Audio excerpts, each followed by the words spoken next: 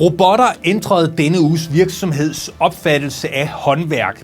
Virksomheden er Maskinfabrikken HMA AS fra Odense, og de har stor succes med robotter i produktionen. For 3 år siden flyttede den første robotcelle ind i produktionen, og siden er flere kommet til. Med robotterne kom også en ny måde at være ordreproducerende virksomhed på, og det har været noget, alle skulle vende sig til, siger administrerende direktør John Richter.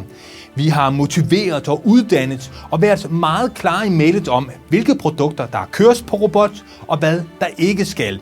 Vores ansatte har langt fra været robotforskrækket, men vi skulle ændre vores måde at tænke processen på, siger administrerende direktør for HMA John Richter.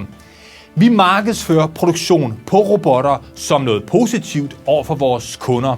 Robotterne kan levere et ensartet og effektivt resultat, som mange efterspørger. Men det er også vigtigt at sortere i, hvornår robotten giver mening, og hvornår menneskehænder er det bedste værktøj, siger han. John er dog ikke tvivlende, når det kommer til, om der kommer flere robotter. Der kunne nemlig godt være en mere på programmet allerede i år. Vi ønsker dem selvfølgelig alt muligt held og lykke herfra. Ja, det var dagens nyheder her fra Industrinews. Nu må I endelig dele de her udsendelser på de sociale medier, inden vi ses igen på tirsdag, hvor vi har meget mere nyt fra industrien på programmet. Vi ses på gensyn.